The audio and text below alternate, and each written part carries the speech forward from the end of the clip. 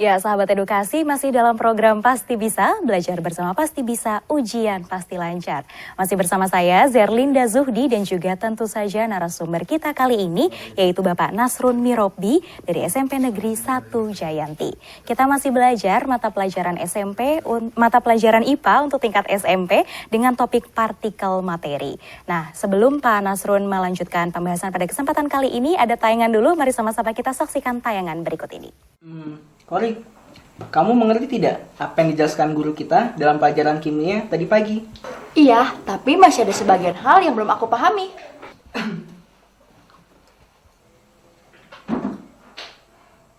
Kalau aku belum begitu paham, bagaimana denganmu, Nova? Aku paham mengenai konsep atom, seperti kacang atom ini loh. Ya benar, atom merupakan partikel terkecil penyusun unsur. Ukurannya sangat kecil, sehingga tidak bisa dilihat dengan mata telanjang. Sesuai dengan berkembangnya ilmu pengetahuan, ilmuwan berhasil menemukan bahwa atom memiliki struktur yang kompleks. Kalau itu sih aku tahu, atom memiliki bagian-bagian subatomiknya kan, yang disebut partikel subatomik, terdiri dari elektron, proton, dan neutron.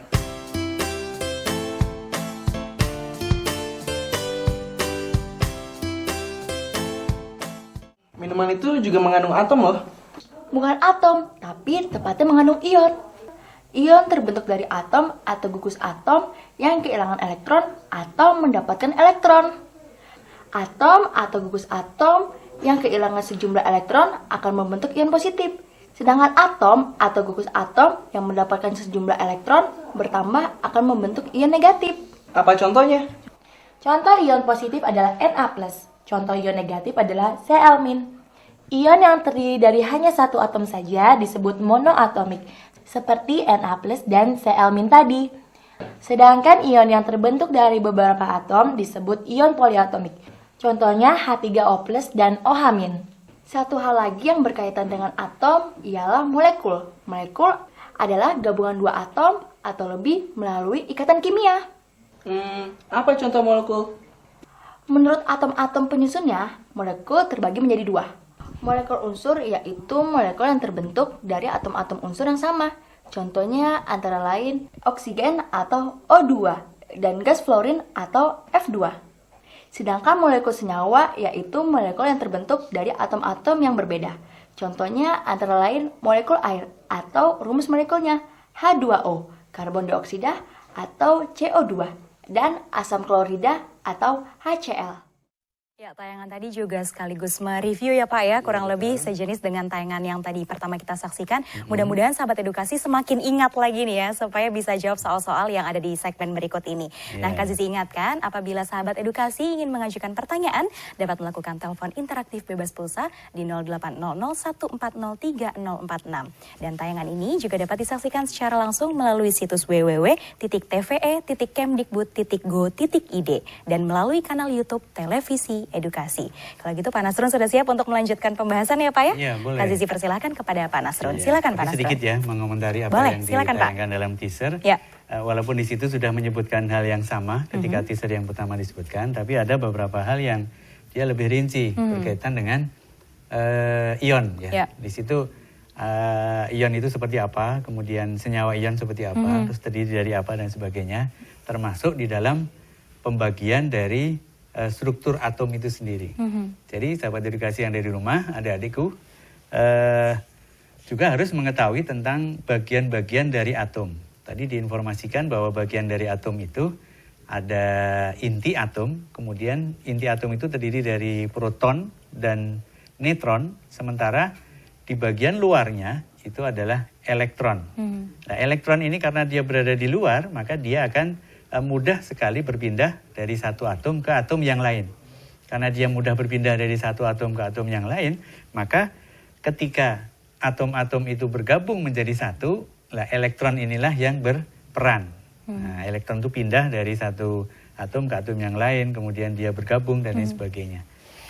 Seperti halnya soal berikut ini Mbak Zizi ya. Langsung nih ya, supaya lebih memahami ya Pak ya. Iya, betul. Kita masuk ke soal nomor 5. Nomor 5.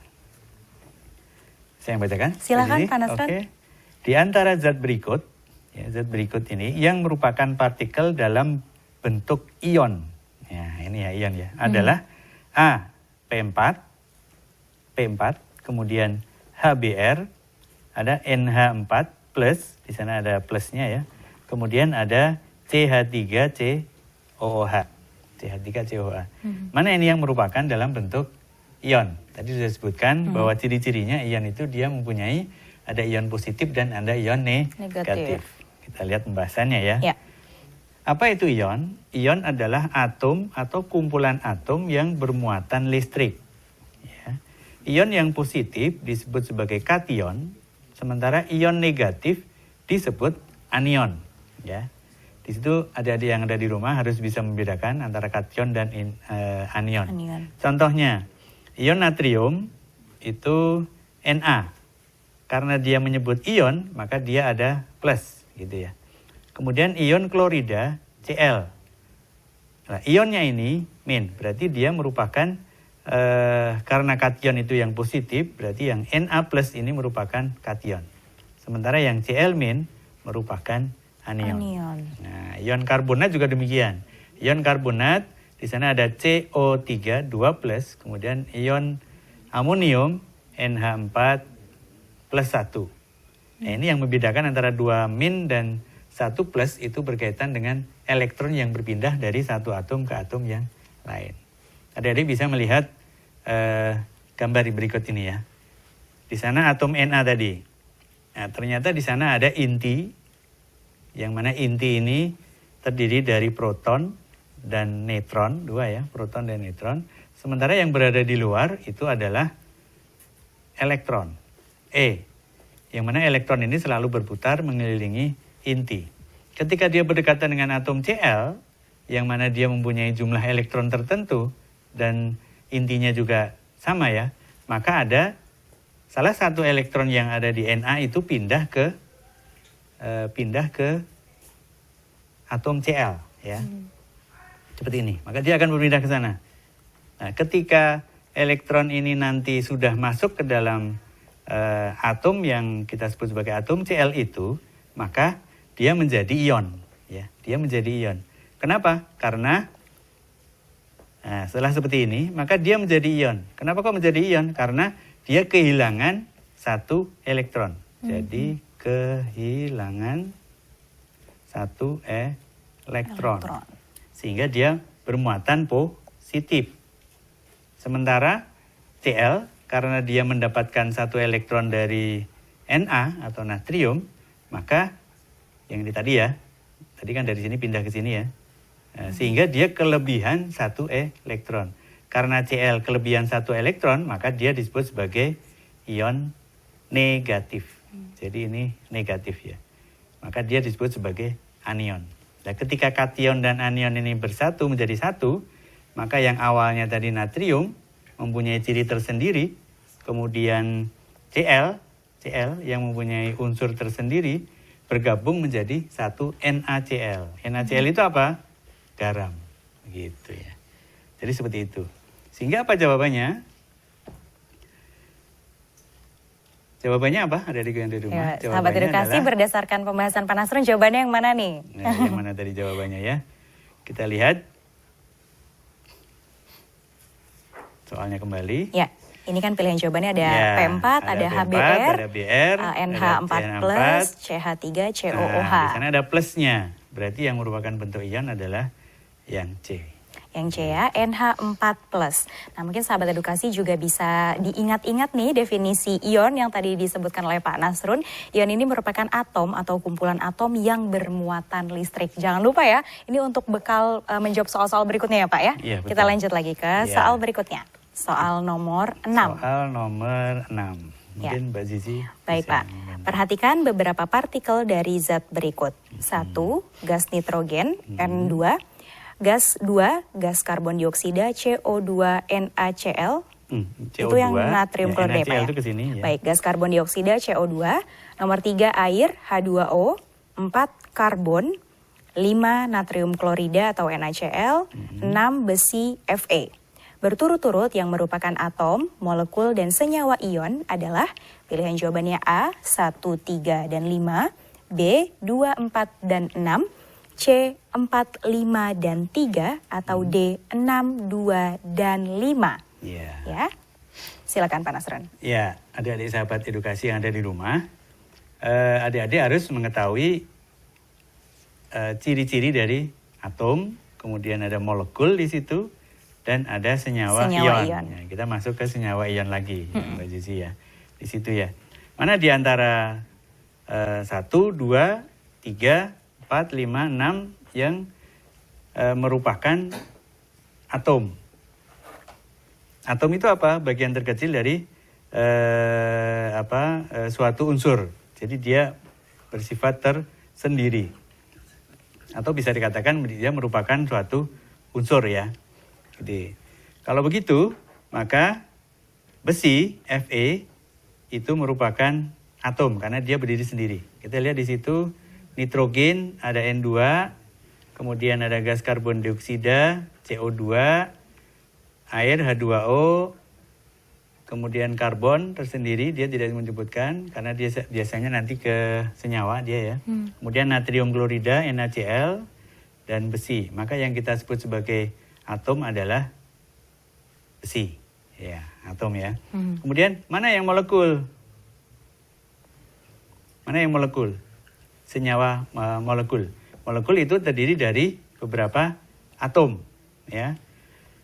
Kalau ini merupakan molekul unsur, ini molekul senyawa. Yang merupakan molekul senyawa adalah gas karbon dioksida atau CO2. CO2. Ya. Kemudian mana yang senyawa ion? Tadi sebelumnya pada pembahasan sebelumnya tentang ion, dia tadi menyebutkan tentang natrium klorida ya. Nah, berarti di situ natrium klorida itu adalah senyawa ion. Nah, untuk lebih lanjut, mungkin adik-adik sahabat edukasi yang ada di rumah bisa melihat yang berikut ini. Di sana ada beberapa nama ion positif, ya. Di situ namanya adalah kation, terbentuk jika atom melepaskan elektron. Ini adik-adik harus mengetahui konsep seperti ini. Kemudian apa saja contoh dari ion positif itu? Ada Na+, ada Fe2+, ada Al3+, ada Ca2+, ada NH4+. Kenapa dia merupakan ion positif? Karena ini adik-adik sahabat yang di rumah, atom Na itu melepaskan satu elektron sehingga dia menjadi Na+. Sementara yang ion negatif, karena dia menerima satu elektron dari atom yang lain, maka dia merupakan anion ya, anion, karena dia merupakan bermuatan negatif atau menerima satu elektron. Terbentuk jika atom menangkap elektron dari atom lain. Contohnya adalah Cl tadi. Ya. Contoh yang lain adalah ada Br, ada OH, ada NO3, ada SO4, ada Cl, yang mana masing-masing mempunyai merupakan ion negatif. Gitu. Jadi di situ jawabannya adalah? Tadi jawabannya adalah yang besi. Nah ini ya, gas nitrogen itu molekul unsur. Kemudian karbon dioksida molekul senyawa. H2O molekul ya. Kemudian karbon adalah unsur. Natrium klorida adalah ion. Kemudian besi adalah unsur. Sehingga jawabannya yang D. Jawabannya yang D ya, 6, 2, dan 5. Itu adalah besi, Fe, lalu gas karbon dioksida CO2, dan juga nomor 5-nya adalah natrium klorida NaCl. Ya. Kita lanjut lagi ke soal berikutnya Pak ya. Iya. Ini soal nomor 7. Saya yang bacakan atau Pak Nasrun yang bacakan? Baik, soal nomor 7 ya. Perhatikan beberapa molekul berikut ini. 1. Amoniak NH3. 2. Kalium oksida K2O. 3. Magnesium klorida MgCl2. 4. Batu kapur CaCO3. Yang merupakan senyawa ion adalah pilihan jawabannya A, 1, 2, dan 3. B, 2, 3, dan 4. C, 1, 3, dan 4. Atau D, 1, 2, dan 4. Iya. Ini yang ditanyakan adalah senyawa ion ya, sahabat edukasi. Silakan Pak Nasrun. Ya, ini adik-adik sahabat edukasi yang ada di rumah harus mengetahui nih bermacam-macam senyawa ion yang ada di lingkungan kita, gitu ya. Jadi di situ ada NH3, kemudian ada K2O, ada MgCl2, kemudian ada CaCO3. Kita lihat pembahasannya. Jadi di situ amonia itu NH3+, tidak terdapat kation atau anion, ya, karena dia merupakan unsur tersendiri yang bergabung. Ketika dia bergabung, dia menjadi NH4OH. Jadi dia bergabung menjadi NH4OH, gitu ya. Kemudian kalium oksida K2O itu merupakan senyawa ion dengan kation K+ dan anion O2-. Sementara magnesium klorida MgCl2 itu juga merupakan senyawa ion dengan kation Mg2+, terus anion Cl, ya. Di situ harusnya Cl2 ini ya, Cl2. Kemudian batu kapur CaCO3, dia merupakan juga senyawa ion Ca2+ dan CO3 2-. Sehingga jawabannya adalah yang mana yang merupakan ion tadi ini. Nomor 2, kemudian nomor 3. Nomor 2, nomor 3. Terus nomor 4 ya. Nomor 4 ya Pak ya. 4 ya. Jadi jawabannya? Jawabannya berarti adalah yang B. Iya. Ini kalium oksida K2O, magnesium klorida MgCl2, dan batu kapur CaCO3. Iya. Baik, Jadi kita jawabannya lanjut B. lagi. Ya, Lanjut. kita lanjut lagi Pak. Oke. Soal nomor 8. Nah, sebelum kita lanjut ke soal nomor 8, ternyata kita harus break sejenak, Pak. Oh, Kita harus gitu. jeda dulu sejenak Oh, iya. ya. Oke. Sahabat edukasi, jangan kemana-mana. Pembahasan mengenai materi mata pelajaran IPA untuk tingkat SMP akan kembali setelah jeda. Tetaplah bersama kami.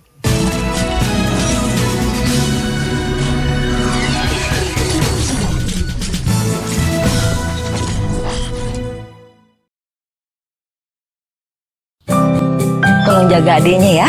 Adiknya baru lancar naik sepeda. Jangan lupa berdoa. Dan hati ya nak. Tolong jaga adiknya ya. Janji ya. Maaf ya, Dek. Iya kak, yuk kita lanjut lagi.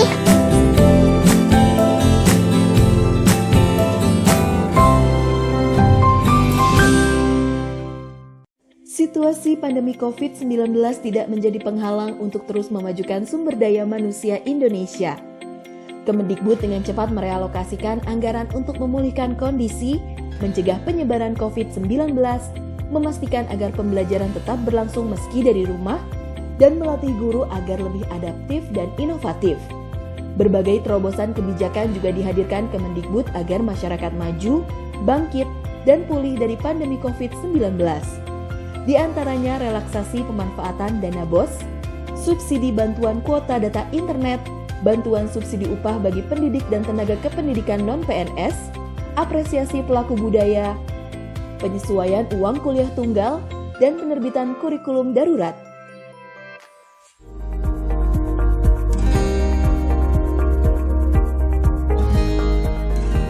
Assalamualaikum warahmatullahi wabarakatuh. Perkenalkan, saya Nurdin Ahmad SPD, Kepala SMP Negeri 1 Banda, Kecamatan Banda, Kabupaten Maluku Tengah, Provinsi Maluku. Selama masa penetapan status kedaruratan kesehatan masyarakat COVID-19 yang ditetapkan oleh pemerintah pusat, sekolah kami dapat menggunakan dana BOS reguler, yakni pembiayaan anggaran daya dan jasa dapat kami gunakan untuk pembelian pulsa, paket data, dan atau layanan pendidikan daring berbayar bagi pendidik dan atau peserta didik dalam rangka pelaksanaan pembelajaran dari rumah.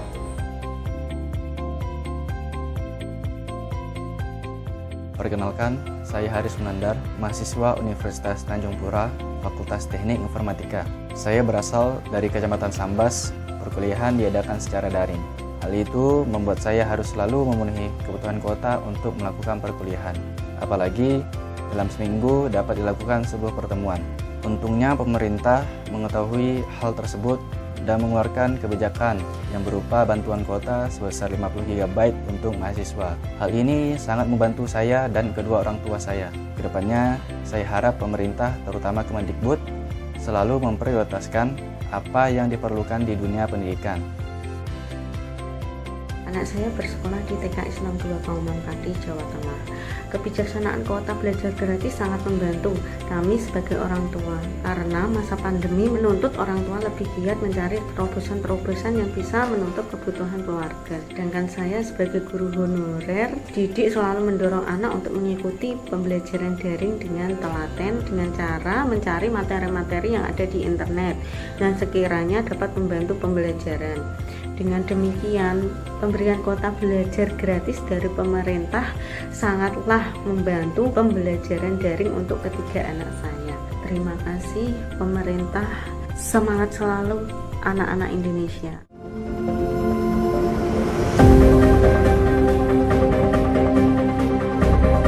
Saya guru honorer yang bekerja di dua tempat, yaitu SMP dan SMA.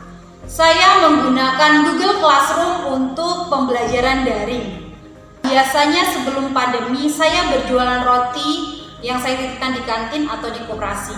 Semenjak Covid saya tidak bisa berjualan roti karena memang kantin ini harus ditutup.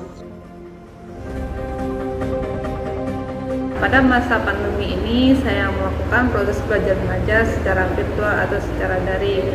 Terkait dengan bantuan subsidi upah yang dikeluarkan oleh pemerintah, saya sangat bersyukur sekali karena sangat membantu dalam mencukupi atau melengkapi proses belajar mengajar yang saya lakukan sekarang.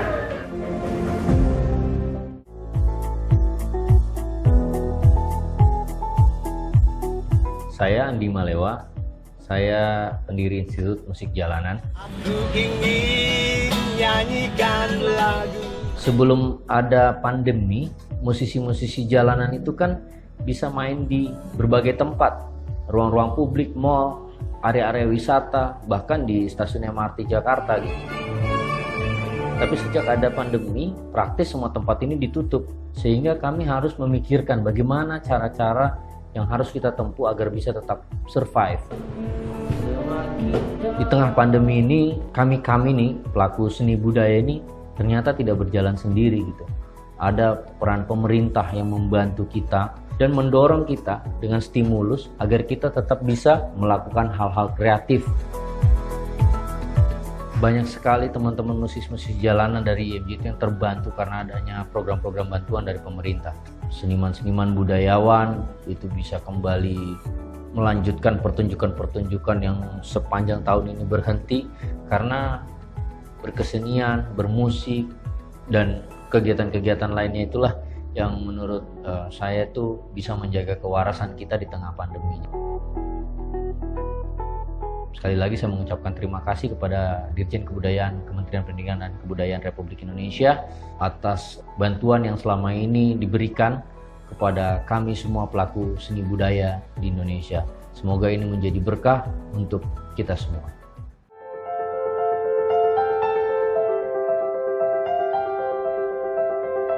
Nama saya Rizky Dewi Ratnaswari, mahasiswa Universitas Sultan Ageng Tirtayasa dari jurusan S1 Akuntansi angkatan 2019 semester 3. Saya di sini kuliah di Untirta yaitu sebagai anak rantau dari desa, dari Kota Bojonegoro. Jujur saja, saya di kampus terkena UKT sebesar 5 juta per semester. Menurut saya dengan UKT tersebut itu masih sangat memberatkan saya dan keluarga saya. Akibatnya saya harus bekerja sampingan yaitu sebagai pelatih tari jika ada event-event tertentu. Dan kondisi saya sendiri sebagai anak yatim, apalagi ibu saya sedang sakit. Jadi saya berpikir dengan UKT tersebut mungkin saya harus cuti kuliah atau paling parah saya harus putus kuliah. Saya mendengar adanya kebijakan yang dikeluarkan oleh Kemendikbud mengenai penurunan UKT, akhirnya saya ikut mendaftar ke kampus dengan sesuai kategori saya yaitu kategori anak yatim. Dengan alhamdulillahnya akhirnya UKT saya bisa turun dari 5 juta menjadi 2.100.000. Dengan adanya kebijakan yang dikeluarkan oleh Kemendikbud menurut saya sangat-sangat memberi dampak positif bagi mahasiswa. Harapan saya ke depannya mengenai kebijakan tersebut semoga masih tetap bisa lanjut, apalagi masa pandemi ini belum usai.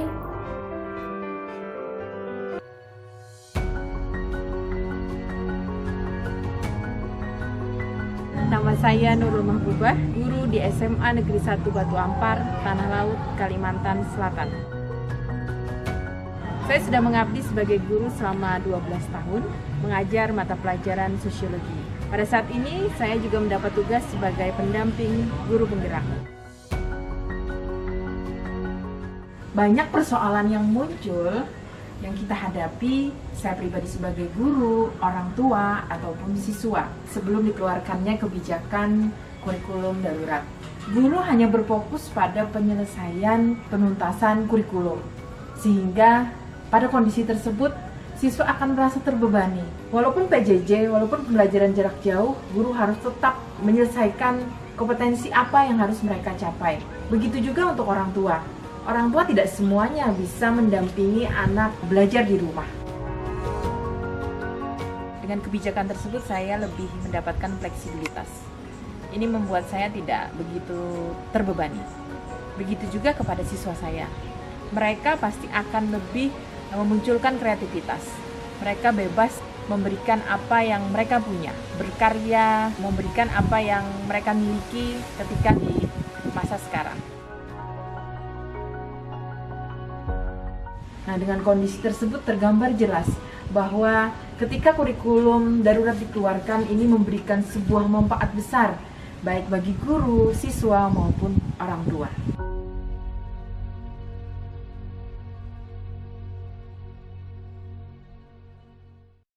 Kami SMP YMIK mengucapkan selamat Hari Kemerdekaan Republik Indonesia yang ke-76. Merdeka, merdeka, merdeka. Kami siswa SMP YMIK mengucapkan selamat Hari Kemerdekaan Indonesia yang ke-76. Merdeka, merdeka, merdeka. Assalamualaikum warahmatullahi wabarakatuh. Kami siswa dari SMP YMIK ingin mengucapkan selamat Hari Kemerdekaan Indonesia ke-76. Jayalah Indonesia merdeka, merdeka. Kami dari siswa SMP YMIK mengucapkan selamat Hari Kemerdekaan Republik Indonesia ke-76. Merdeka, merdeka. Assalamualaikum warahmatullahi wabarakatuh. Nama saya Sasta dari sekolahan SMP YMIK mengucapkan selamat Hari Kemerdekaan dari yang Kami siswa SMP YMIK mengucapkan selamat Hari Kemerdekaan Republik Indonesia yang ke-76. Merdeka, merdeka, merdeka. Kami siswa SMP YMIK mengucapkan selamat Hari Kemerdekaan Republik Indonesia ke-76. Merdeka, merdeka. Selamat Kemerdekaan Republik Indonesia yang ke-76. Merdeka, merdeka, merdeka. Merah putih berkibar pagi dan malam. Kemerdekaan di depan mata. Dirgahayu yang ke-76. Eratnya persatuan dan bangsa.